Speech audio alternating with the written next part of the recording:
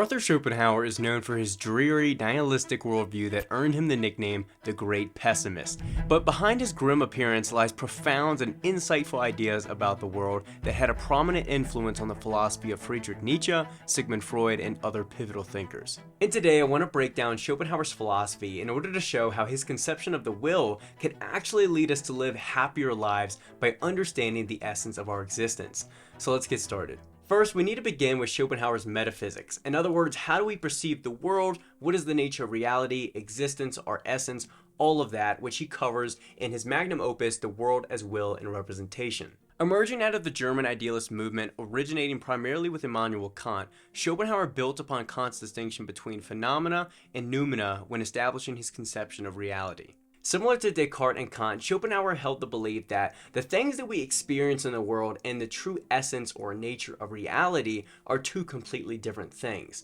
We engage with objects in the objective world, and we gain understanding and knowledge about them and intuitions through sensibility. So for example, I pick up this bottle and I can see it with my eyes, I can feel it with my fingers, I can hear birds chirping with my ears, I can taste the citrus of an orange on my tongue. But the limits of my understanding end there. I'm limited by sensibility and I'm never able to access the thing in itself. It then becomes clear and certain to him that he does not know a sun and an earth, but only an eye that sees a sun, a hand that feels an earth.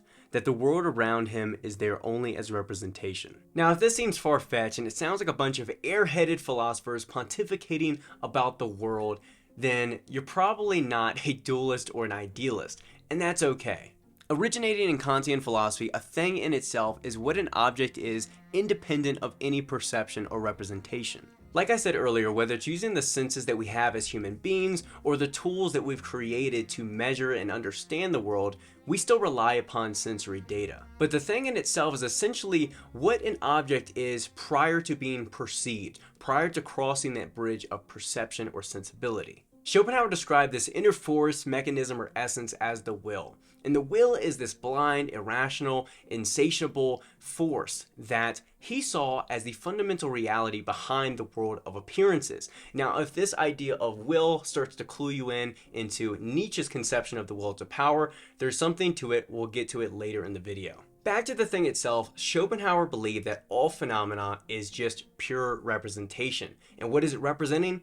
The will, hence the name The World as Will and Representation. So when you or I observe the world as a perceiver or subject, we're stuck behind the objectified world and only able to intuit what the will represents to us.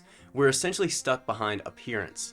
The world is entirely a representation, and as such requires the knowing subject as the supporter of its existence. It kind of goes back to the old adage, if a tree fell in the forest and no one was there to hear it, did it make a sound or did it fall at all? And essentially what that question is asking is, can an object exist completely independent or separate from a subject who is there to perceive it?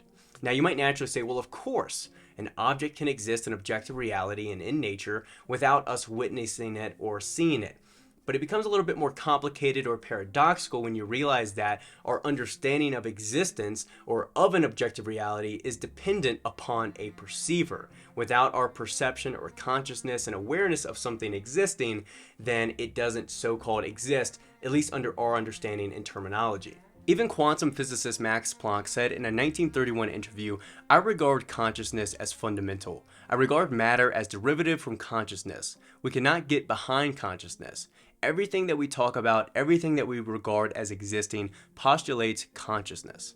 Now, without going down the rabbit hole, let's permit Schopenhauer this claim. Let's accept the world as will and representation. Now, with this in mind, what is the will for Schopenhauer? Well, he describes it as a single unitary force that is in all non-living and living things. It exists in this ubiquitous fashion. Quote, "The inner being itself is present, whole, and undivided in everything in nature, in every living being." Now, how Schopenhauer justified this claim of this insatiable craving will being in everything is through gradations. So he pulls this from Plato's ideas and kind of adapts it to his own conception. And so think of it this way. A non-living thing like a rock is going to be the weakest, poor objectification of the will. And then as we work up the rungs of, let's say, an organism, and we get to a higher level of consciousness, we're going to have a higher gradation of the will. And he actually states that human beings, specifically because of our higher level of consciousness, are the highest objectification of the will. Perhaps now is a good chance to take a break from idealism and discuss how Buddhist teachings had a huge influence on Schopenhauer's philosophy. For most of human history, the Western world had little to no understanding or accessible translations of Buddhism or any Eastern philosophical teachings. But heading into the 19th century when Schopenhauer lived, European scholars began to translate them and disseminate the ideas. Schopenhauer became enthralled by the Upanishads and used ideas from both Hinduism and Buddhism as the foundation for his belief in the unity of all things and his conception of the will. He also took essential themes of suffering and desire, asceticism with the negation of the will, and the illusion of individuality from Buddhism as well. It's worth noting here that true Buddhist scholars or followers are likely to point out that Schopenhauer misinterprets and appropriates Buddhist teachings for his own philosophy. And despite that being true, I think it's important to acknowledge that however transmuted he's made the ideas, they have a huge influence upon his philosophy. Schopenhauer believed that the Buddhist concept dukkha accurately explained the essence of our will and existence, a perpetual cycle of striving and dissatisfaction. He believed that it was this insatiable desire and willing that is innate within us that is the root cause of our eternal unhappiness and suffering. And no matter how much we try to pursue this perfect homeostasis, we can never truly be content.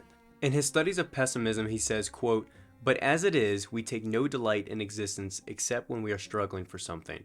And then distance and difficulties to be overcome make our goal look as though it would satisfy us, an illusion which vanishes when we reach it." And despite disagreeing with his solution completely, which we'll get into in a moment, I wholeheartedly understand what he's getting at here. For time immemorial, human beings have been in constant strife and struggle. You can think of it like that hedonic treadmill example, where no matter how good our life gets, no matter how rich or wealthy or safe or, peaceful, it always becomes relative. We always return back to that baseline happiness. So no matter something good happens, we're inevitably going to fall back down. It seems pre-programmed into our existence to strive and pursue. And even if we do reach a state of absolute peace and serenity, boredom brings us absolute misery. And this is what Pascal was talking about when he says, quote, "What people want is not the easy, peaceful life that allows us to think of our unhappy condition, nor the dangers of war, nor the burdens of office, but the agitation that takes our mind off it and diverts us.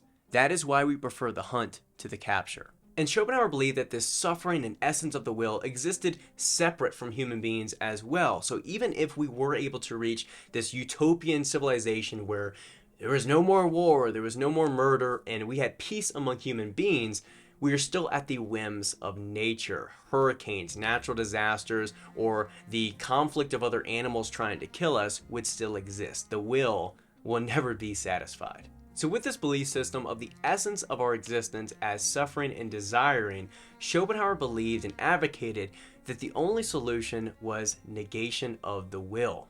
Moving deeper into this world as will and representation, Schopenhauer believes that we are stuck in the delusion of believing our own distinct individuality or subjectivity. Because remember, we all stem from the same unitary, singular will.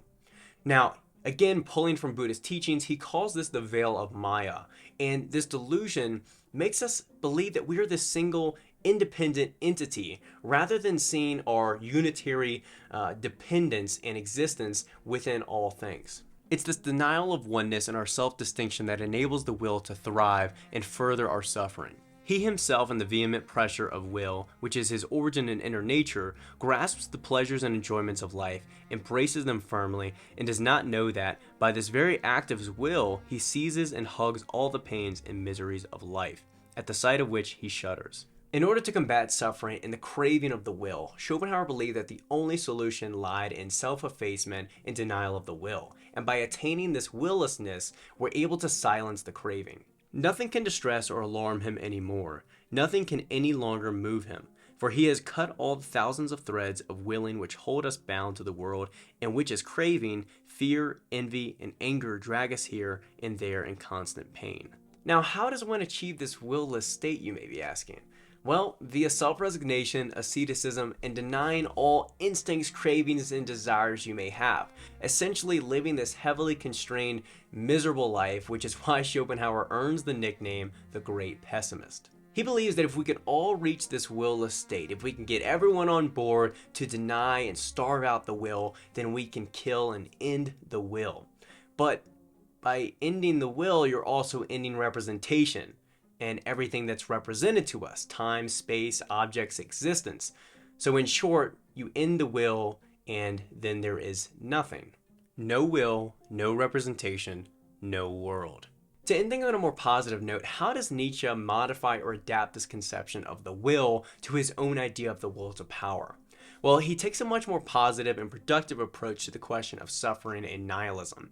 And instead of viewing the will as this single, ubiquitous, unitary force, he believes that there is a plurality of wills. So each individual has a will.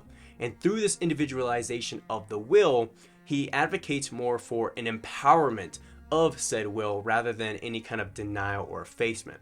And by endorsing our innate will to power, we can bring about human achievement, overcome our societal and personal limitations, and be a creator of values, instead of just kicking dust and negating life. So overall, Schopenhauer is an incredibly insightful and profound thinker, and just because he might be a bit negative sometimes or a bit pessimistic or have some crazy hair, we still should read him, especially because his philosophy and his ideas and concepts are so influential and underlie a lot of where Nietzsche's mind's at when he's writing and forming his own concepts. So for that reason, I hope all of you read The World as Will and Representation. And also, not everything is negative with Schopenhauer. This little book I have has his studies of pessimism. It has, I believe it's called the Art of Literature, the Study of Literature, and it also has Wisdom of Life. Really good life advice that is more positive than you'd expect. So I really advocate for everyone to read Schopenhauer. I think he's a good writer. He's got powerful ideas, and he's certainly an interesting personality as well. So let me know what you think. What do you think about Schopenhauer? What do you think about idealism, honestly, the world as will and representation? Have you read the Upanishads or any kind of Eastern philosophical teachings that relate to this? I certainly plan to in the future. There's just so many books to read, but it's certainly on my list. So let me know in the comments down below. Like the video if you enjoyed it, share it with somebody, and subscribe for more content like this. I'll catch you guys in the next one.